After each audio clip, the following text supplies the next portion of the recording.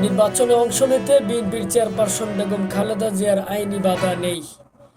সব মামলা নিষ্পত্তি হয় বিএনপির চেয়ারপারসন বেগম খালেদা জিয়ার। পরবর্তী নির্বাচনে অংশগ্রহণে কোনো বাধা নেই বলে জানিয়েছে অ্যাটর্নি জেনারেল মোহাম্মদ আসাদুজ্জামান।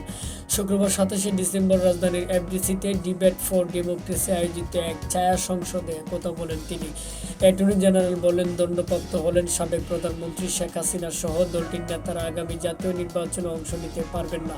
তবে আপাতত সব মামলা নিষ্পত্তি হয় বিএনপির চেয়ারপারসন বেগম খালেদা জিয়ার।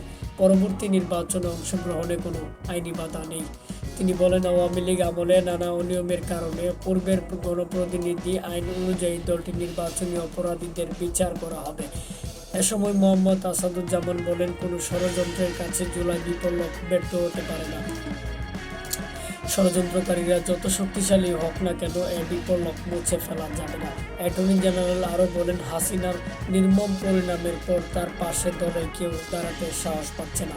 যারা নির্বাচন ব্যবস্থাকে ধ্বংস করেছিলেন, সংবিধান কেটে ছিঁড়ে মানুষের অধিকার বলুণ্ঠিত করেছিল, তারা ইতিহাসের খলনায়ক হিসেবে চিহ্নিত হয়েছে।